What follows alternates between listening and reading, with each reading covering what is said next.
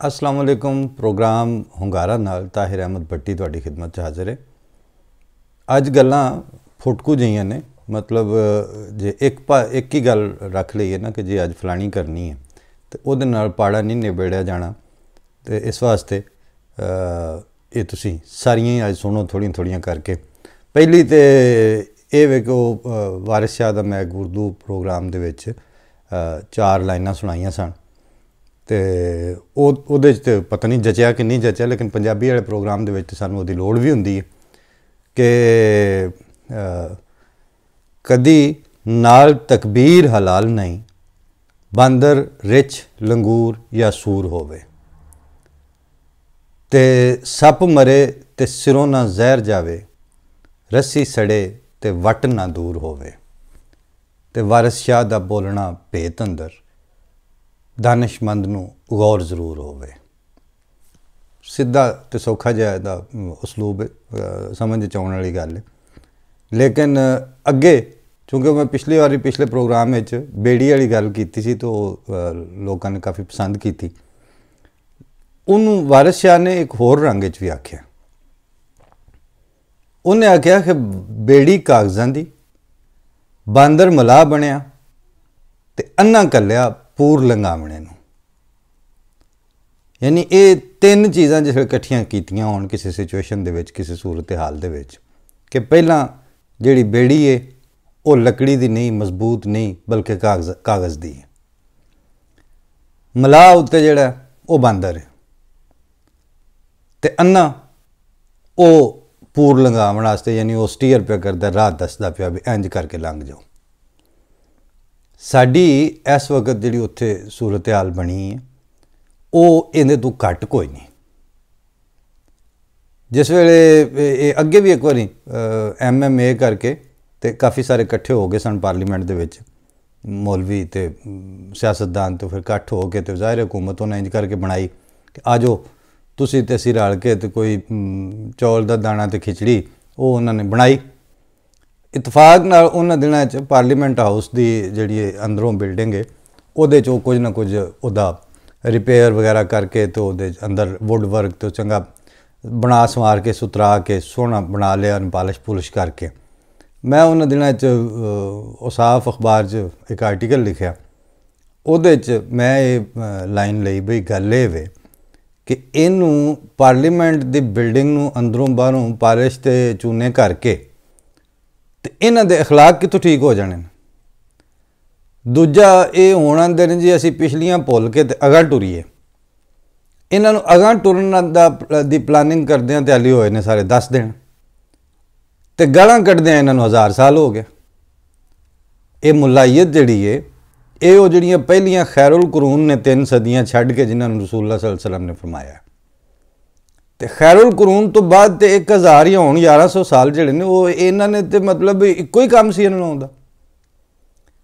असल इन्हां दा एक मसला है वो ये वे कि नबी दे वजूद दे विच रहमत भी हुंदी है, शफकत भी हुंदी है, और उहदे पिछे खुदा हुंदा है। जिहड़े वेले वो बेड़ा गर्क अगों बाद जाके होना है तालीम का, उहदे तो बाद वो हत्थे चढ़नी है इन्हां दे विच सिर्फ नफ्स का तकबर, दूजे नूं भैड़ा आखना, अपने आप नूं अकले कुल साबित कर लेना, और सब तो वड्डी बीमारी खुदा ताला दे उत्ते इन्हां नूं जिउंदा जागदा यकीन कोई नहीं हुंदा। जे खुदा ते यकीन जिन्हां खुदा ताला ते यकीन हुंदा वो उन्हां दियां हरकतां, उन्हां दे रद्द अमल, उन्हां दी गलबात, उन्हां नूं मुख्तलिफ जिहड़े क्राइसिस आउंदे ने या मुश्किलात आउंदियां ने उस वेले उन्हां दा रवैया दसदा है कि ए खुदा नूं मनण वाले ने। वो भज के नहीं हुंदा भी जिहड़े लाया मैनूं गल्ली उहदे नाल मैं चली, मतलब इधरों उन्हां नूं कोई सहूलत लभे तो उधर भज पे, जे दूजे पासों मुफाद होया तो उधर भज पे।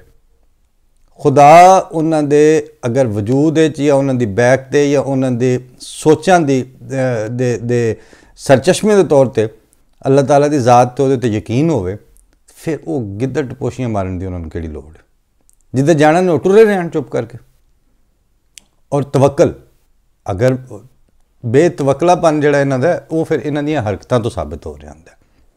ਇਸੇ ਫਜ਼ਲੁਰ ਰਹਿਮਾਨ ਦੀ ਮੈਂ ਫੋਟੋ ਵੇਖੀ ਇੱਕ ਕਿ ਬੇਨਜ਼ੀਰ ਬੈਠੀ ਹੈ ਤੇ ਉਹਦੇ ਪੈਰਾਂ 'ਚ ਬੈਠਾ। ਇਹੀ ਫਜ਼ਲੁਰ ਰਹਿਮਾਨ ਮੁਸ਼ਰਫ ਦੇ ਨਾਲ ਵੀ ਰਿਹਾ। ਇਹੀ ਫਜ਼ਲੁਰ ਰਹਿਮਾਨ ਕਿਹੜੇ ਵਕਤ ਦੇ ਜਿਸ ਵੇਲੇ ਇਹਦੀ ਯਾਨੀ ਇਕਤਦਾਰ ਜਾਂ ਜਿਹਨੂੰ ਪਾਵਰ ਕਾਰੀਡੋਰਸ ਆਉਂਦੇ ਨੇ ਉਹਨਾਂ ਗੁਲਾਮ ਗਰਦਿਸ਼ਾਂ ਦੇ ਵਿੱਚ ਇਹਨੂੰ ਰਾਹ ਲੱਭ ਜਾਏ, ਇਸ ਤੋਂ ਵੱਧ ਕੇ ਇਹਨੂੰ ਹੋਰ ਕੁਝ ਚਾਹੀਦਾ ਨਹੀਂ। ਹੁਣ ਇਹਨਾਂ ਕੀ ਕੀਤਾ ਕਿ ਇਹਨਾਂ ਆਖਿਆ ਇੰਜ ਕੰਮ ਕਰ, ਆ ਤੂੰ ਸਾਡੇ ਅੱਗੇ ਲੱਗ। ਇਹਨੂੰ ਮਤਲਬ ਸ਼ੌਕ ਕੀ ਸੀ ਇਹਨੂੰ ਅੱਗੇ ਲਾਉਣ ਦਾ? ਵਜ੍ਹਾ ਇਹ ਵੇ ਕਿ ਹੁਣ ਉਹ ਚਾਹੁੰਦੇ ਨੇ ਕਿ ਜਿਹੜਾ ਕੁੱਤਖਾਨਾ ਹੋਣਾ ਹੈ, ਜਿਹੜਾ ਕੋਈ ਲੜਾਈ ਬਣਨੀ ਹੈ ਉਹਦੇ ਵਿੱਚ ਜੀ ਇਹਦੇ ਕੋਲ ਬੜੀ ਸਟਰੀਟ ਪਾਵਰ। ਮੈਨੂੰ ਅਗਲੇ ਦਿਨ ਬੜਾ ਅਫਸੋਸ ਹੋਇਆ, ਮੈਂ ਨਜ਼ਮ ਸੇਠੀ ਸਾਹਿਬ ਦਾ ਪ੍ਰੋਗਰਾਮ ਸੁਣਿਆ ਔਰ ਗੌਰ ਨਾਲ ਸੁਣਿਆ ਕਿ ਵੀ ਚਲੋ ਸਿਆਣਾ ਬੰਦਾ ਕੀ ਆਂਦੇ ਨੇ ਪਏ। ਉਹਨਾਂ ਆਖਿਆ ਜੀ ਇਹ ਬੜੀ ਵੱਡੀ ਤਾਕਤ ਹੈ।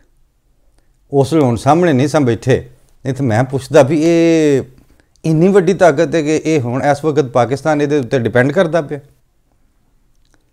ਔਰ ਇਸ ਵਕਤ ਯਾਨੀ ਫੌਜ ਇਦਾਰੇ, ਉਸ ਤੋਂ ਬਾਅਦ ਜਿੰਨੀਆਂ ਲਾ ਇਨਫੋਰਸਮੈਂਟ ਦੀਆਂ ਏਜੰਸੀਆਂ ਔਰ ਇਦਾਰੇ ਨੇ, ਉਹਨਾਂ ਸਾਰਿਆਂ ਨੂੰ ਇੱਕ ਪਾਸੇ ਰੱਖੋ ਅਤੇ ਫਜ਼ਲੁਰ ਰਹਿਮਾਨ ਅਤੇ ਉਹਦੇ ਕੋਲ ਬੜਾ ਮੁਨਜ਼ਮ ਲਸ਼ਕਰ ਹੈ। ਮੈਨੂੰ ਉਸ ਟਾਈਮ ਐਵੇਂ ਸ਼ੱਕ ਜਿਹਾ ਪਿਆ ਕਿ ਇਹ ਧੜਾ ਕੁੱਟਿਆ ਇਸ ਵਕਤ ਨਜ਼ਮ ਸੇਠੀ ਸਾਹਿਬ ਨੇ। ਕਰਦੇ ਤਾਂ ਉਹਦੇ ਨੂੰ ਤਜਜ਼ੀਆ ਹੀ ਨੇ, ਲੇਕਿਨ ਉਹ ਤਜਜ਼ੀਆ ਨਹੀਂ ਸੀ, ਉਹਦੇ 'ਚ ਇੱਕ ਝੁਕਾਓ ਪਾਇਆ ਜਾਂਦਾ ਸੀ। ਕਿਉਂਕਿ ਕਮਲਾ ਆਂਦੇ ਨੇ ਗੱਲ ਕਰੇ ਸਿਆਣਾ ਕਿਆਸ ਕਰ ਲੈਂਦਾ, ਉਹਦੇ 'ਤੇ ਬੰਦਾ ਸੋਚ ਹੀ ਲੈਂਦਾ ਉਹਨਾਂ ਦੀ ਗੱਲ 'ਤੇ ਕਿ ਭਾਈ ਜੇ ਇਹ ਏਡੀ ਵੱਡੀ ਤਾਕਤ ਹੈ ਉਹਦਾ ਲਸ਼ਕਰ, ਤੇ ਫਿਰ ਇਹ ਜਿਹੜੇ ਆਂਦੇ ਵੀ ਜੀ ਫੌਜ ਖਾ ਗਈ ਹੈ ਤੇ ਫੌਜ ਨੇ ਲੁੱਟ ਲਿਆ ਤੇ ਫੌਜ ਨੇ ਪਤਾ ਨਹੀਂ ਕੀ ਕੁਝ ਕਰ ਲਿਆ, ਉਹਨੇ ਜੇ ਖਾਧਾ ਜਾਂ ਲੁੱਟਿਆ ਉਹ ਫਜ਼ਲੁਰ ਰਹਿਮਾਨ ਜੋਗੀ ਤੇ ਉਹਦੇ ਲਸ਼ਕਰ ਜੋਗੀ ਵੀ ਨਹੀਂ ਰਹੀ ਫੌਜ। ਇਹ ਸਵਾਲ ਤਾਂ ਹੈ ਨਾ ਪੁੱਛਣ ਵਾਲਾ। ਲੇਕਿਨ ਅਸਲ ਹੁਣ ਇਹਨਾਂ ਦਿਨਾਂ 'ਚ ਰੌਲਾ ਇਹ ਪਿਆ ਹੈ ਕਿ ਉਹਨਾਂ ਨੂੰ ਕਸਰਤ ਨਾਲ ਇਸ ਵਕਤ ਉਹ ਬੰਦੇ ਚਾਹੀਦੇ ਨੇ ਜਿਨ੍ਹਾਂ ਦਾ ਆਪਣੀ ਸੋਚ ਕੋਈ ਨਾ ਹੋਵੇ, ਉਹਨਾਂ ਦੇ ਵਿੱਚ ਤਜਜ਼ੀਏ ਦੀ ਤਾਕਤ ਨਾ ਹੋਵੇ, ਉਹਨਾਂ ਨੂੰ ਤਜਜ਼ੀਆ ਪਸੰਦ ਵੀ ਨਾ ਆਉਂਦਾ ਹੋਵੇ। ਜਿਹੜਾ ਸੱਚਾ ਤਜਜ਼ੀਆ ਉਹਦੇ ਤੋਂ ਨਫ਼ਰਤ ਕਰਦੇ ਹੋਣ।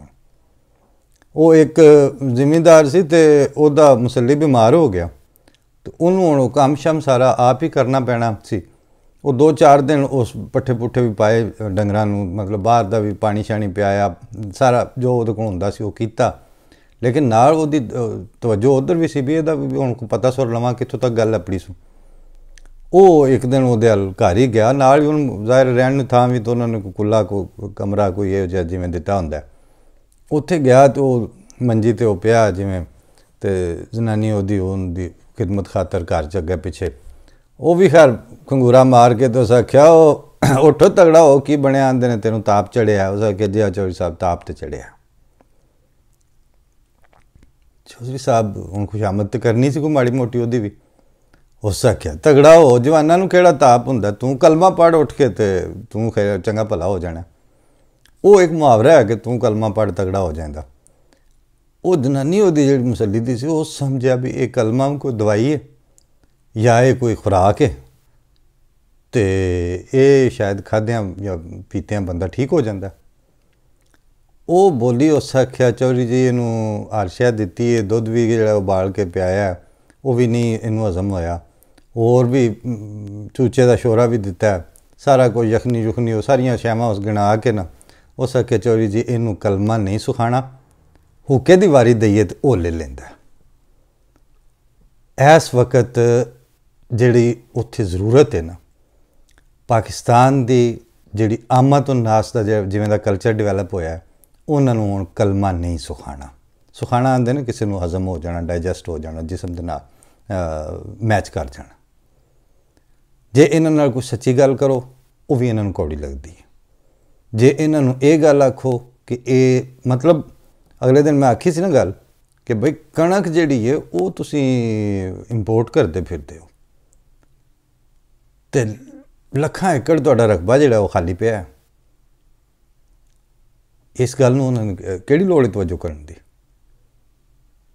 ਫਿਰ ਜੇ ਇਹਨਾਂ ਨੂੰ ਆਖੀਏ ਕਿ ਅਗਲੇ ਦਿਨ ਕੱਲ੍ਹ ਪਰਸੋਂ ਅਯਾਜ਼ ਅਮੀਰ ਸਾਹਿਬ ਨੇ ਪੂਰਾ ਕਾਲਮ ਲਿਖਿਆ ਬੰਗਲਾਦੇਸ਼ ਅਤੇ ਪਾਕਿਸਤਾਨ ਦਾ ਮੁਆਜ਼ਨਾ ਕਰਕੇ, ਉਹਦੇ 'ਚ ਉਹਨਾਂ ਆਖਿਆ ਕਿ ਯਾਰ ਉਹਦਾ ਹਾਲ ਹੀ ਕੋਈ ਨਹੀਂ ਸੀ ਉਹਦੀ ਮਈਸ਼ਤ ਦਾ। ਹੁਣ ਉਹਦੀ ਮਈਸ਼ਤ ਵੀ ਚੰਗੀ ਭਲੀ ਹੈ, पाकिस्तान के 1 रुपये नाल उन्हां दे 2 टका उन्हां दी करंसी बांग्लादेश वालियां दी। ते बल्कि ना उन्होंने उलटे दे कि उन्होंने 2 टके जो पाकिस्तान के रुपये के बराबर होए पे, ये पाकिस्तान के 2 रुपये उन्होंने 1 टके के बराबर होए, यानी कम अज़ कम अध तो उतां टप गई वो गल। उहदी भी उन्होंने यही वजह दसी कि उन्हें पहला अपन बीमारियां नूं नंगी ते साफ नज़र दे नाल वेख के तो उन्हें आख्या यह बीमारी है। उहदे च उन्होंने मुलायत की मजहबी जिहड़ी शिद्दत पसंदी और उहदा दखल देना रियासत के मामलात विच, जिस वेले उन्होंने वाजे होया उन्होंने फांसियां देनियां पईयां ने या मारना पिया या जो भी जिस तरह भी उन्होंने करना पिया, उन्हें अपनी पब्लिक की चोण छुड़ाई है। तो फिर जिहड़े वेले बंदियां नूं थ्रैट कोई ना होवे, उन्होंने खतरा इन्हां तो कोई ना होवे, ये होए इस वक्त हड़काए फड़ लो। जिवें मैं कल दस्सिया सी ना, ज़ियाउद्दीन यूसुफ से बयान कि मैं सिर्फ अफसोस का इजहार उस अपना नईम खटक साहब के पसमानदगान या उन्होंने भाइयों नाल कीता, तो कोई 2000 बंदा उन्होंने पिछे गालां कड्ढण वाला ट्विटर पर। ये 2000 जिहड़े ने ये वजह वो पूरी क्लोनिंग करके एक गैर फितरी सोच रखने वाले एक मुआशरा और एक नस्ल ये हुण सामने आ चुकी है। अज ही किसी दोस्त ने हवाला भी पेश किया, बल्कि सोशल मीडिया पर भी ये नज़र तो गुजरिया। उन्हें आख्या जी पार्टीशन तो पहला भी अहमदी जिहड़े हुंदे सन ये उदों मुसलमान हुंदे सन, पार्टीशन तो बाद कुछ अरसे कुछ साल भी ये मुसलमान ही रहे, उस दे बाद हुण ये मुसलमान नहीं रहे। तो ये जिहड़ी कायदे आज़म दी मुस्लिम लीग सी उदों उन्हें चौल बहुते खाधे सन, या नवाज शरीफ की मुस्लिम लीग जिहड़ी है ये कोई नवा जन्म इहदा होया है, कोई खुदा ताला कोलों सर्टिफिकेट लैके उतरी है। मौजूदा हुकूमतां मौजूदा सैटअप उहदे विच इन्हां दे अकायद दे विच ते अहमदियां दे विच कोई तब्दीली नहीं आई। कीता तो सिर्फ तुसां इन्ना है कि उन्हां नाल मुनज़्ज़म झूठ मार के उस दे बाद उस झूठ के उत्ते पर्दे पा के ले दे के लिपाइयां लेपा पोती करके पूरा, और उस दे बाद उन्होंने एक कानून और उन्होंने एक आर्डर ऑफ द डे जिन्होंने आंदे ने वो बना के फिर उहदे मुताबिक बच्चे अपने जिहड़े पैदा होए ने उन्होंने ट्रेंड किया, उहदे उत्ते उन्होंने जिवें फीडर तो ला के ते सीरीलैक ते पाईदा, इस तरह तुसीं अपने छोटे पहले इब्तदाई गैर मुत्तकी किस्म की जी कानून साजी की सी, उन्होंने हुण तुसां कंसोलीडेट करन लई उस झूठ नूं एक सच्चाई बना के ते पेश करके तो हुण वो 2 नस्लां 50 सालां च 25 साल दे 2 नस्लां ते आ गई ने सामने। हुण उन्होंने गल करन दी तमीज़ ही नहीं रही। वो ऐसे आशिके रसूल होए ने कि कल पे कोई आंदा सी जी असीं वो जिहड़े कानून बनाए ने उन्हां च ये बल्कि कोई मुफ्ती कि जी वो अपना तुसीं जिस टाइम मदरसियां च अपने तालीमी इदारे मजहबी जिहड़े ने उन्हां विच डिस्कशन कर लो, लेकिन बाहर दी तकरीरां ना करया करो, यानी तुहाडे अंदर बीमारी उंजी रहे, गंद तुहाडे सीनिਆਂ 'च पलदा रहे, सिर्फ उहदा बाहर इजहार ना करो।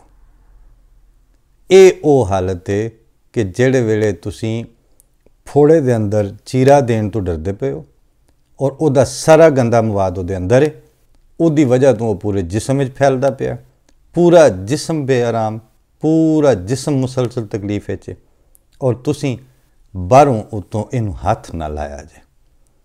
बहुते लाडले जिहड़े हुंदे सन साडे बचपने के जमाने फोड़े बड़े निकलते सन, तो हर किसी नूं निकलते सन तकरीबन। वो किसी लूडे मुंडे नूं निकल आउणा अगर बस उहदी मां ने तो उहदे लगदियां लाइदियां इहदे नेड़े ना जाया जे, इनू हथ ना लाया जो, उन्हें कढ़नियां गालां नाई नूं भी जिन्हें चीरा देना सी या उत्ते कोई दवाई या मरम लानी।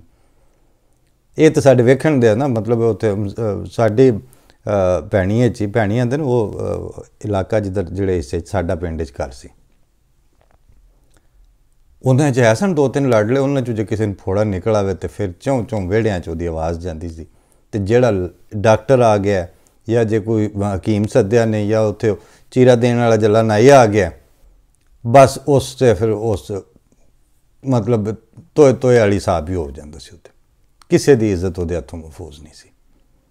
ਹੁਣ ਇਸ ਵਕਤ ਜਿਹੜੇ ਤੁਹਾਡੇ ਕੋਲ ਉਸ਼ਾਕ, ਜਿਹੜੇ ਤੁਹਾਡੇ ਕੋਲ ਮਜ਼ਹਬ ਦੇ ਠੇਕੇਦਾਰ, ਜਿਹੜੇ ਤੁਹਾਨੂੰ ਦੀਨ ਦੱਸਣ ਵਾਲੇ ਨੇ, ਇੱਕ ਤਾਂ ਉਹਨਾਂ ਦੀ ਆਪਣੀ ਜ਼ੁਬਾਨ ਗੰਦੀ, ਦੂਸਰਾ ਉਹ ਝੂਠ ਦੇ ਉੱਤੇ ਪਲ ਕੇ ਜਵਾਨ ਹੋਏ ਨੇ, ਉਹਨਾਂ ਦੇ ਕੋਲ ਸੱਚ ਕੋਈ ਨਹੀਂ। ਸੱਚ ਹੋਵੇ ਇੰਨੀ ਮੁਗਲਜ਼ਾਤ ਦੀ ਉਹਨਾਂ ਨੂੰ ਕੀ ਜ਼ਰੂਰਤ ਹੋਵੇ, ਬਲਕਿ ਉਹਨਾਂ ਦੇ ਜਿਹੜੇ ਪਰਵਰਦੇ ਨੇ ਉਹਨਾਂ ਕੋਲ ਵੀ ਸੱਚ ਕੋਈ ਨਹੀਂ। ਪਿਛਲੇ ਕੁਝ ਦਿਨ ਪਹਿਲਾਂ ਇੱਕ ਕਰਨਲ ਸਾਹਿਬ ਬਜ਼ੁਰਗ ਉਮਰ ਦੇ ਹੋ ਗਏ ਨੇ, ਤਾਂ ਉਹਨਾਂ ਨਾਲ ਜੇ ਗੱਲ ਵੀ ਹੋਵੇ, ਜਿਹੜੀ ਹੈ ਸਾਡੇ ਪ੍ਰੋਗਰਾਮ ਦੇ ਵਿੱਚ ਮੁਖਤਲਿਫ ਆਪਸ਼ਨਸ ਹੁੰਦੇ ਨੇ, ਇਹਨਾਂ 'ਚ ਥ੍ਰੈਟ ਕਰਨਾ ਤਾਂ ਹੁਣ ਆਮ ਹੈ ਨਾ, ਫਲਾਣਿਆ ਤੂੰ ਆਵੀਂ ਅਸੀਂ ਤੈਨੂੰ ਮਾਰ ਦਿਆਂਗੇ, ਕੱਲ੍ਹ ਜਾਓ ਦਿਨ ਯੂਸਫ ਜ਼ੈਨ ਪਾਕਿਸਤਾਨ ਤੂੰ ਆਵੇਂਗਾ ਤੈਨੂੰ ਮਾਰ ਦਿਆਂਗੇ। ਅੱਜ ਉਹ ਤੇ ਮੈਂ ਆਪਣਾ ਪ੍ਰੋਗਰਾਮ ਵੇਖਿਆ, ਉਹਦੇ 'ਚ ਵੀ ਇਹ ਕਾਦੀਆਨੀ ਇਹਨੂੰ ਅਸੀਂ ਕਿਤੇ ਸਾਹਮਣੇ ਆਵੇਗਾ ਤਾਂ ਅਸੀਂ ਇੰਝ ਕਰ ਦਿਆਂਗੇ, ਤੂੰ ਉੱਥੇ ਵੇਂ ਤੂੰ ਇੱਧਰੋਂ। ਇਹ ਸਭ ਬਕਵਾਸ ਨੇ। ਇਹਨਾਂ ਚੀਜ਼ਾਂ ਦਾ ਇਨਸਾਨੀ ਮੁਕਾਲਮੇ ਦੀ ਜਿਹੜੀ ਫਜ਼ਾ ਹੈ ਉਹਦੇ ਨਾਲ ਕੋਈ ਤਾਲੁਕ ਨਹੀਂ। ਅਸਲ ਗੱਲ ਇਹ ਵੇ ਕਿ ਥ੍ਰੈਟ, ਧਮਕੀ, ਗਾਲ, ਬਕਵਾਸ, ਮੁਗਲਜ਼ਾਤ ਬਕਣਾ, ਇਹ ਕਿਸ ਮਜ਼ਹਬ ਦੇ ਵਿੱਚ ਔਰ ਕਿਸ ਨਬੀ ਦੀ ਤਾਲੀਮ ਸੀ? ਅੰਬਿਆ ਦਾ ਸਿਲਸਿਲਾ ਤਾਂ ਖੈਰ ਬਹੁਤ ਉੱਤੇ ਜਾ ਕੇ ਆਵੇਗਾ, ਕਿਸ ਸ਼ਰੀਫ ਆਦਮੀ, ਅੱਛੀ ਲੀਡਰਸ਼ਿਪ ਦੀ ਇਹ ਤਾਲੀਮ ਕਦੋਂ ਹੁੰਦੀ ਹੈ? ਇਸ ਵਾਸਤੇ ਇਹ ਹੁਣ ਤੁਹਾਡੇ ਸਾਹਮਣੇ ਵੇ ਕਿ ਤੁਸੀਂ ਇਹ ਦੋ ਨਸਲਾਂ ਐਸੀਆਂ ਤਿਆਰ ਕਰ ਬੈਠੇ ਹੋ, ਜਿਹੜਾ ਹੁਣ ਇਹਨਾਂ ਦੇ ਫੋੜੇ ਵੱਲ ਹੱਥ ਕਰਦਾ ਜੀ, ਚੀਰਾ ਤੁਹਾਨੂੰ ਦੇਣਾ ਪੈਣਾ। ਜੇ ਤੁਸੀਂ ਆਖੋ ਕਿ ਇਸ ਕਾਰਬੰਕਲ ਜਾਂ ਇਸ ਕੈਂਸਰ ਜ਼ਦਾ ਜਿਹੜੀ ਹੁਣ ਸਿਚੁਏਸ਼ਨ ਬਣੀ ਪਈ ਹੈ, ਇਹਦਾ ਇਲਾਜ ਤੁਹਾਡੇ ਕੋਲੋਂ ਪੈਰਾਸੀਟਾਮੋਲ ਨਾਲ ਜਾਂ ਉੱਤੋਂ ਪੇਨ ਕਿਲਰ ਦਵਾਈਆਂ ਦੇ ਕੇ ਤੇ ਮਰੀਜ਼ ਘਰ ਘੱਲ ਦਿੱਤਾ, ਉਹ ਮਰੇ ਦਾ ਤਾਂ ਸਹੀ, ਉਹਨੇ ਸਿਹਤਯਾਬ ਕੋਈ ਨਹੀਂ ਹੋਣਾ। ਔਰ ਕਾਦੀਆਨੀਅਤ ਨੂੰ ਕੈਂਸਰ ਆਂਦਿਆਂ ਅੱਜ ਤੁਸੀਂ ਪੂਰਾ ਮੁਲਕ ਕੈਂਸਰ ਜ਼ਦਾ ਕਰਕੇ ਬੈਠੇ ਹੋ। ਹੁਣ ਖੁਦਾ ਦਾ ਨਾਮ ਮੰਨੋ ਤੇ ਹੁਣ ਸੱਚ ਵੱਲ ਵਾਪਸ ਆਓ। ਤੁਹਾਡੀ ਪੋਲੀਟੀਕਲ ਸੱਚਾਈ ਹੈ, ਉਹਨੂੰ ਵੀ ਕਬੂਲ ਕਰਨਾ ਪੈਣਾ ਤੁਹਾਨੂੰ। ਤੁਹਾਡੀ ਸਮਾਜੀ ਸੱਚਾਈ ਹੈ, ਉਹਨੂੰ ਅੱਖਾਂ 'ਚ ਅੱਖਾਂ ਪਾ ਕੇ ਫੇਸ ਕਰਨਾ ਪਏਗਾ। ਅੱਜ ਮੈਨੂੰ ਕਿਸੇ ਮੇਰੇ ਪ੍ਰੋਗਰਾਮ ਸੁਣਨ ਵਾਲੇ ਉਹਨਾਂ ਦਾ ਫੋਨ ਆਇਆ, ਉਹਨਾਂ ਆਖਿਆ ਮੈਨੂੰ ਇੰਝ ਖਿਆਲ ਹੁੰਦਾ ਸੀ ਪਿਆ ਕਿ ਇਹ ਜਿਹੜੀਆਂ ਗੱਲਾਂ ਤੁਸੀਂ ਕਰਦੇ ਹੋ ਇਹ ਪਹੁੰਚਦੀਆਂ ਵੀ ਨੇ ਜਿਨ੍ਹਾਂ ਨਾਲ ਜਿਹੜੇ ਰੈਲੇਵੈਂਟ ਅਥਾਰਟੀਜ਼ ਨੇ, ਉਹਨਾਂ ਨਾਲ ਤਾਂ ਖੈਰ ਮੈਂ ਨਾ ਇਹ ਗੱਲ ਕੀਤੀ, ਲੇਕਿਨ ਮੈਂ ਵੈਸੇ ਦੱਸ ਰਿਹਾ ਕਿ ਰੈਲੇਵੈਂਟ ਅਥਾਰਟੀ ਵਜ਼ੀਰ ਆਜ਼ਮ ਤੋਂ ਵੱਡੀ ਕਿਹੜੀ ਹੁੰਦੀ ਹੈ? ਔਰ ਭੁੱਟੋ ਵਜ਼ੀਰ ਆਜ਼ਮ ਸਿਟਿੰਗ ਪ੍ਰਾਈਮ ਮਿਨਿਸਟਰ ਸੀ। ਮਿਰਜ਼ਾ ਤਾਹਿਰ ਅਹਿਮਦ ਸਾਹਿਬ ਉਦੋਂ ਖਲੀਫਾ ਨਹੀਂ ਸਨ, ਲੇਕਿਨ ਇੱਕ ਸਰਬਰਾਵਰਦਾ, ਇੱਕ ਵੱਡੇ ਕੱਦ ਦੇ ਅਹਿਮਦੀ ਬਜ਼ੁਰਗ ਲੀਡਰ, ਸਭ ਕੁਛ। ਉਹਨਾਂ ਨੇ ਉਦੋਂ ਉਹਨੂੰ ਭੁੱਟੋ ਨੂੰ ਖੁਦ ਆਖਿਆ, ਇਹ ਜਿਹੜੀ ਤੂੰ ਹਰਕਤ ਕਰਨ ਲੱਗਾ ਕਿ ਕੋਈ ਅਹਿਮਦੀ ਪਾਕਿਸਤਾਨ ਦਾ ਸਦਰ ਨਹੀਂ ਬਣ ਸਕਦਾ ਤੇ ਕੋਈ ਅਹਿਮਦੀ ਚੀਫ ਜਸਟਿਸ ਨਹੀਂ ਬਣ ਸਕਦਾ ਔਰ ਆਪਣਾ ਵਜ਼ੀਰ ਆਜ਼ਮ ਨਹੀਂ ਬਣ ਸਕਦਾ, ਇਹ ਆਈਨ ਦੇ ਵਿੱਚ ਤੂੰ ਕਿਉਂ ਕਰਨ ਲੱਗਾ? ਉਸ ਆਖਿਆ ਕਿਉਂ ਜੀ ਤੁਸੀਂ ਬਣਨਾ? ਨਹੀਂ ਮੈਂ ਨਹੀਂ ਬਣਨਾ, ਲੇਕਿਨ ਇਹ ਤੂੰ ਪਾਕਿਸਤਾਨ ਦੇ ਆਈਨ ਦੇ ਵਿੱਚ ਉਹ ਸੁਰਾਖ ਕਰਨ ਲੱਗਾ ਜਿਸ ਸੁਰਾਖ 'ਚੋਂ ਮੌਲਵੀ ਨੇ ਕਾਰੋਬਾਰ ਰਿਆਸਤ ਵਿੱਚ ਔਰ ਤੁਹਾਡੇ ਆਈਨੀ ਢਾਂਚੇ ਦੇ ਅੰਦਰ ਦਖਲ ਦੇਣਾ ਸ਼ੁਰੂ ਕਰਨਾ। ਇੱਕ ਵਾਰੀ ਇਹਨੂੰ ਵਾੜ ਬੈਠੇ ਹੋ, ਤੁਹਾਡੇ ਕੋਲੋਂ ਤੁਸੀਂ ਸਿਰ ਦੀਆਂ ਠਿਕਰੀਆਂ ਰਗੜ ਲਓ, ਇਹਨੂੰ ਤੁਸੀਂ ਬਾਹਰ ਨਹੀਂ ਫਿਰ ਕੱਢ ਸਕੋਗੇ। ਔਰ ਇਹ ਬਾਹਰ ਨਿਕਲਿਆ, ਜਦ ਤੱਕ ਇਹਦੇ 'ਚੋਂ ਬਾਹਰ ਨਾ ਨਿਕਲਿਆ, ਇਹਨੇ ਤੁਹਾਨੂੰ, ਕਿਉਂਕਿ ਇਹ ਬੁਨਿਆਦੀ ਤੌਰ 'ਤੇ ਕੀ ਸ਼ੈ ਕੀ ਹੈ ਪਹਿਲਾਂ ਇਹ ਵੀ ਤਾਂ ਵੇਖੋ ਨਾ। ਇਹ ਅਹਿਸਾਸੇ ਕਮਤਰੀ ਦਾ ਮਾਰਿਆ ਹੋਇਆ 200 ਸਾਲ ਤੋਂ ਇਹਦੀ ਕਿਹੜੀ ਪਿੱਛੇ ਤਾਰੀਖ ਹੈ ਮੌਲਵੀ ਦੀ, ਲੱਭ ਕੇ ਤੇ ਦਿਓ। ਉਹ ਕਰਨਲ ਸਾਹਿਬ ਨੂੰ ਮੈਂ ਆਖਿਆ ਆਂਦੇ ਨੇ ਜੀ ਪਾਕਿਸਤਾਨ ਛੱਡ ਜਾਓ ਤੇ ਅਸੀਂ ਇੰਝ ਕਰ ਦਿਆਂਗੇ, ਅਸੀਂ ਬੇਦਖਲ ਕਰ ਦਿਆਂਗੇ, ਅਸੀਂ ਪਾਕਿਸਤਾਨ ਇਹਨਾਂ ਨੂੰ ਦਿੰਦੇ ਹਾਂ, ਕਿਉਂ ਦਈਏ? ਪਿੰਡ ਆਂਦੇ ਨੇ ਪਿੰਡਾਂ ਵਾਲਿਆਂ ਦੇ ਹੁੰਦੇ ਨੇ। ਸਾਡੇ ਰਿਵਾਜ 'ਚ ਸੀ ਕਿ ਪਹਿਲਾਂ ਆਗਰੇ ਤੋਂ ਮਰਾਸੀ ਆ ਕੇ ਸਾਡੇ ਇਲਾਕੇ 'ਚ ਸਾਨੂੰ ਉਹ ਪੀੜੀ ਸੁਣਾ ਕੇ ਜਾਂਦਾ ਹੁੰਦਾ ਸੀ, ਜਿੱਥੋਂ ਦੇ ਅਸੀਂ ਹੈ ਸਾਂ, ਪੱਟੀ ਜਾਂ ਰਾਜਪੂਤ। ਔਰ ਹੁਣ ਤੱਕ ਉਹਦੇ 'ਚ ਇਹ ਸੀ ਕਿ ਉਹ ਘਰ ਦੇ ਵਿੱਚ ਜਿਹੜਾ ਵੱਡਾ ਪੁੱਤਰ ਹੈ ਉਹਨੂੰ ਪੀੜੀ ਯਾਦ ਹੁੰਦੀ ਹੈ ਆਪਣੀ 16 ਪੀੜ੍ਹੀਆਂ ਤੱਕ। ਮਤਲਬ ਮੇਰੇ ਦਾਦੇ ਕੋਲ ਮੈਂ ਸੁਣੀ ਸੀ ਪੀੜੀ, ਮੇਰੇ ਅੱਗੋਂ ਮੇਰੇ ਤਾਇਆ ਜੀ ਨੂੰ ਯਾਦ ਸੀ, ਅੱਗੋਂ ਆਪਣੇ ਘਰ 'ਚ ਮੈਂ ਵੱਡਾ ਸਾਂ, ਮੈਨੂੰ ਮੇਰੇ ਦਾਦਾ ਜੀ ਨੇ ਸਿਖਾਈ ਸੀ, ਉਹ ਮੈਨੂੰ ਯਾਦ ਹੈ। ਉਹ ਜਦੋਂ ਉਹਨਾਂ ਨਾਲ ਗੱਲ ਹੋਈ, ਕਰਨਲ ਸਾਹਿਬ ਨਾਲ ਇੰਜ ਫੋਨ 'ਤੇ ਗੱਲ ਪਿਆ ਹੁੰਦੀ, ਅਤੇ ਉਹ ਮੈਂ ਦੱਸਿਆ ਜੀ ਪੀੜੀ ਇੱਕ ਵੈਸੇ ਵੀ ਮੈਂ ਦੱਸ ਦਿਆਂ, ਇਹ ਪੀੜੀ ਉਹ ਨਹੀਂ ਜਿਹਦੇ ਉੱਤੇ ਬਵੀਦਾ, ਇਹ ਪੀੜੀ ਹੁੰਦੀ ਹੈ ਸਟੈਪਸ, ਜਿਹੜੀ ਤੁਹਾਡੀ ਡਾਇਨੈਸਟੀ ਹੁੰਦੀ ਹੈ, ਇੱਕ ਮਤਲਬ ਸ਼ਜਰਾ ਨਸਬ, ਉਹਨੂੰ ਆਂਦੇ ਨੇ ਪੰਜਾਬੀ 'ਚ। ਔਰ ਉਹ ਜਿਨ੍ਹਾਂ ਨੇ ਸਾਂਭ ਕੇ ਰੱਖੇ ਨੇ, ਉਹ ਮੈਂ ਉਹਨਾਂ ਨੂੰ ਦੱਸਿਆ ਕਿ ਸਾਡੀ ਜ਼ਿਲ੍ਹੇ ਸ਼ੇਖੂਪੁਰੇ ਦੇ ਵਿੱਚ ਇੱਥੋਂ ਮਤਲਬ ਰਾਵੀ ਦੇ ਉਰਲੇ ਕੰਢੇ ਤੋਂ ਲੈ ਕੇ ਸੰਦਲ ਬਾਰ ਦੇ ਵਿੱਚ ਪੂਰੀ ਇਸ ਇਲਾਕੇ ਦੀ ਮੇਰੀ ਪੀੜ੍ਹੀ ਜਿਹੜੀ ਹੈ, ਜੇ ਮੇਰੇ ਅਗਰ 4 ਕਿੱਲੇ ਆਉਣ ਜਾਂ ਮੈਨੂੰ 4 ਕਨਾਲਾਂ ਆਉਣ ਜਾਂ ਜੋ ਵੀ ਮੇਰਾ ਹਿੱਸਾ ਹੈ, ਉਹਦੀ ਪੀੜ੍ਹੀ ਪੜ੍ਹੋ ਤਾਂ ਉੱਤੇ ਜਾਂਦੀ ਤੋੜ, ਮਤਲਬ ਹੈ ਕਿ ਉਸ ਇਲਾਕੇ ਤੱਕ ਜਾਂਦੀ ਹੈ। ਉਹ ਮੇਰੀ ਵਿਰਾਸਤ ਹੈ, ਉਹ ਮੈਂ ਇਹਨਾਂ ਨੂੰ ਦੇਣਾ। ਉਹ ਇੰਜ ਗੱਲ ਕਰਦੇ ਉਹਨਾਂ ਨੂੰ ਚੂੰਕਿ ਸਾਨੂੰ ਹਿਫਜ਼ ਦੀ ਤਰ੍ਹਾਂ ਯਾਦ ਹੁੰਦੀ, ਤਾਂ ਉਹਨਾਂ ਆਖਿਆ ਯਾਰ ਇਹ ਤਾਂ ਕਿਤੇ ਆਪਣੇ ਪ੍ਰੋਗਰਾਮ ਵਿੱਚ ਸੁਣਾ ਛੜੀ, ਕਿਉਂਕਿ ਇਹ ਰਿਵਾਜ ਵੀ ਘਟਦਾ ਜਾ ਰਿਹਾ।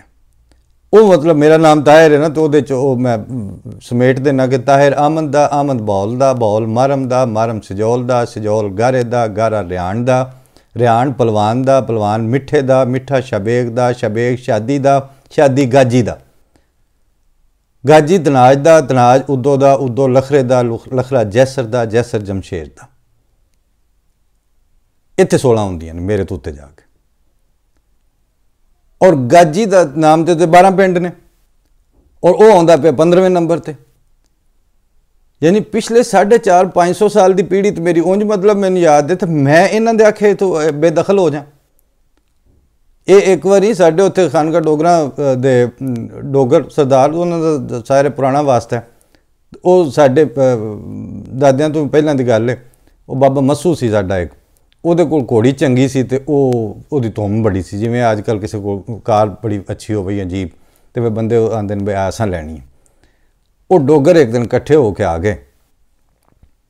ਉਹਨਾਂ ਆਖਿਆ ਜੀ ਅਸਾਂ ਇਹ ਘੋੜੀ ਮੱਸੂ ਵਾਲੀ ਜਿਹੜੀ ਹੈ ਨਾ, ਉਹਦੇ ਪਿਓ ਨੂੰ ਆਖਿਆ, ਬਾਬੇ ਮੱਸੂ ਦੇ ਪਿਓ ਨੂੰ, ਬਾਬਾ ਆਪ ਨੂੰ, ਅਸਾਂ ਲੈਣੀ ਹੈ। ਅਤੇ ਉਹ ਨੌਕਰਾਂ ਨੂੰ ਆਉਂਦੇ ਨੇ ਮੰਜੀ ਦੇ ਉੱਤੇ ਪੈਸੇ ਲੁੱਦਣੇ ਸ਼ੁਰੂ ਕਰ ਦਿਓ।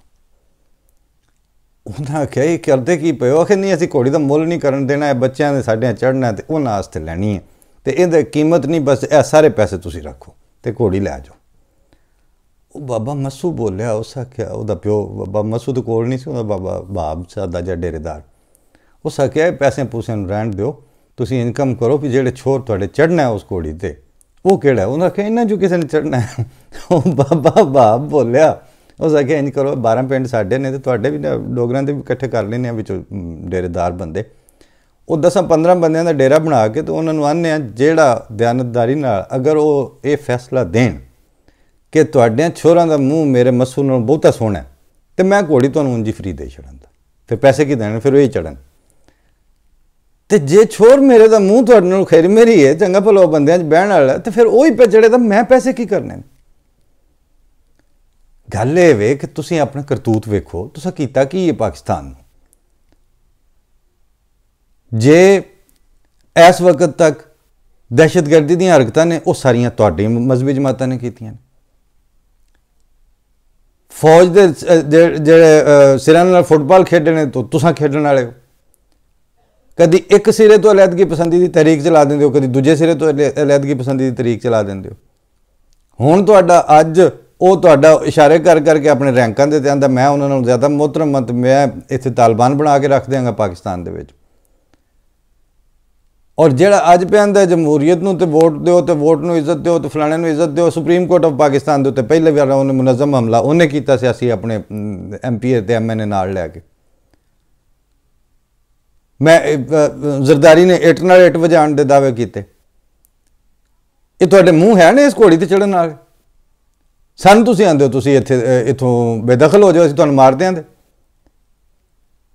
ਇਸ ਵਾਸਤੇ ਪਾਕਿਸਤਾਨ ਸ਼ਰੀਫ ਆਦਮੀਆਂ ਦੇ ਰਹਿਣ ਦਾ ਘਰ ਹੈ, ਅਤੇ ਉਹਨੂੰ ਸ਼ਰੀਫ ਆਦਮੀਆਂ ਦੇ ਰਹਿਣ ਦੇ ਕਾਬਲ ਹੋਣਾ ਚਾਹੀਦਾ।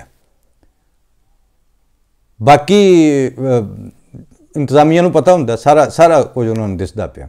ਇਹ ਫੋੜਾ ਜੇ ਇਹਨੂੰ ਚੀਰਾ ਦੇਣਾ ਪੈਣਾ ਤੁਹਾਨੂੰ। ਇਹਦੇ ਉੱਤੇ ਹੁਣ ਜਿਹੜਾ ਨਾ ਇਹਨੂੰ ਲਾਡਲਾ ਮੁੰਡਾ ਅਤੇ ਉਹਦੇ ਗੋਡੇ 'ਤੇ ਫੋੜਾ ਨਿਕਲਿਆ, ਤੈਨੂੰ ਹੱਥ ਕੋਈ ਨਾ ਲਾਏ। ਇਸ ਤਰ੍ਹਾਂ ਹੁਣ ਤੁਹਾਡਾ ਕੰਮ ਨਹੀਂ ਚੱਲਣਾ। ਰਿਹਾ ਸਵਾਲ ਕਿ ਜੀ ਉਹ ਜਿਹੜੇ ਆਉਂਦੇ ਨੇ ਕਿ ਜੀ ਅੱਛਾ ਅਸੀਂ ਅੱਜ ਇੱਕ ਦਰੀਦਾਦਾਨੀ ਦੇ ਰਸਤੇ 'ਚ ਤੁਸੀਂ ਕੋਈ ਬੰਦ ਤਾਂ ਨਹੀਂ ਬਣ ਸਕਦੇ, ਅਸੀਂ ਗੁਜਰਾਤ ਬਣਾ ਦਿਆਂਗੇ ਜਿਵੇਂ ਉੱਥੇ ਮੁਸਲਮਾਨਾਂ ਨਾਲ ਕੀਤਾ, ਇੰਝ ਅਸੀਂ ਤੁਹਾਡੇ ਨਾਲ ਕਰਾਂਗੇ। ਇਹਦਾ ਮਤਲਬ ਤੁਸੀਂ ਹਿੰਦੂਆਂ ਕੋਲੋਂ ਵੱਲ ਸਿੱਖਿਆ, ਤੁਸੀਂ BJP ਵਾਲੀਆਂ ਹਰਕਤਾਂ ਕਰਨਾ ਚਾਹੁੰਦੇ ਹੋ, ਤੁਹਾਨੂੰ ਸ਼ਰਮ ਨਹੀਂ ਆਉਂਦੀ ਇਹ ਗੱਲ ਕਰਦੇ ਹੋਏ? ਇਹ ਤੁਸੀਂ ਆਪਣੀ ਕਰਤੂਤ ਦੱਸ ਰਹੇ ਹੋ। ਬਾਕੀ ਰਿਹਾ ਸਵਾਲ ਸਾਡਾ, ਅਸੀਂ ਬੜੀ ਵਜ਼ਾਹਤ ਨਾਲ ਸਾਬਰ ਆਦਮੀ ਹੋਰ ਹੁੰਦਾ, ਸਾਹਿਬ ਸਬਰ ਜਿਹੜੇ ਨੇ ਉਹ ਬੁਜ਼ਦਿਲ ਨਹੀਂ ਹੁੰਦੇ। और पाकिस्तान दे विच, इंडिया दे विच, हिंदुस्तान दे विच, बर्रे सगीर जो पूरी दुनिया जमात अहमदिया की जिहड़ी तारीख है, क्राइसिस मैनेजमेंट के हवाले नाल, लोकां नाल हमदर्दी करन दे हवाले नाल, अपनी नस्लों को संभालण के हवाले नाल, तालीम और सेहत के सिस्टम डिवेलप करने के हवाले नाल, इंसानियत नूं, इंसानी कदरां मुआशरे दे विच जिंदा करने के हवाले नाल, ये जिंदगी के एटीट्यूड ने। जे साडे कोल है ने तो तुहाडी इस किस्म की वाहियात किस्म के जिहड़े फिक्रेबाजियां ने उहदे नाल जमात अहमदिया के अफराद ना पाकिस्तान तो देण लगे ने, ना अपनी जगह छड्डनी ने, ना अपना अकीदा तुसीं अगे नहीं छुड़वा सके। 125 साल जरा 1 इंच भी जमात अहमदिया के अकायद उत्थे ही ने जिथे आए सन। खुदा का खौफ करो, तुहाडे हत्थ चों मुल्क पे जाता है, तुहाडे हत्थ चों तुहाडी मुआशरत पे जाती है, तुहाडे हत्थ चों तुहाडीआं नस्लां निकल चुकियां ने। हुण इस कैंसर नूं रोकना है तो कीमोथेरेपी तुहानूं करनी पैनी है, हुण पैरास्टामोल देनी बंद करनी पेगी। बाकी रह रब दा नां अल्लाह दी ज़ात ही है, वो ही हमेशा तो है, मुल्कां दा मालिक वो है। कुल अल्लाहुम्मा मालिक अल मुल्का तुतिल मुल्का मन तशाओ। सन तो ये तालीम है अल्लाह ताला दी, जिन्हों वो चाहेगा फिर वो दे लेगा। तो बाकी तुसीं मुल्क सांभण वाले काम करो। इस तरह मुल्क और मुआशरे ये 2 चीज़ां कदी कायम नहीं रह सकदियां। इस तरह का डिस्क्रिमिनेशन, इन्ने इम्तियाजी सलूक नाल, इन्नी काणी तरकड़ी तोलन नाल कदी मुआशरे, कदी सिस्टम नहीं चले। फी अमान अल्लाह, साड़ियां दुआवां ने, लेकिन इस तरह की जिहड़े है ना जुमलेबाजियां, उन्हां दा जे तुसीं समझदे हो भी साडे ते कोई असर होना है, वो कोई नहीं होना। हाँ, अल्लाह ताला तौफीक दे और बेहतरी अल जाओ, क्योंकि उहदी पाकिस्तान नूं ज़रूरत है, उहदी हुण मुआशरे नूं ज़रूरत है, तुहानूं उहदी ज़रूरत है। ये जिहड़ी क्लोनिंग वालियां नस्लां ने, ये अपनी मौत आप मरनियां ने। इन्हां दी जगह ते इंसानी नस्लां, इंसानी मुआशरत, इंसानी रख रखाव, उन्होंने स्पेस देनी पैनी है, वरना कोई हाल नहीं। अल्लाह ताला तौफीक दे, साड़ी दुआ भी है, लेकिन ये गल्लां नाल दसनियां पैंदियां ने कि बेड़ी कागज़ां दी है, बांदर मला बना लिया तुसां, ते अन्ने नूं आंदे हो सानूं पूर लंघा, इस तरह पूर नहीं लंघना। अस्सलाम वालेकुम।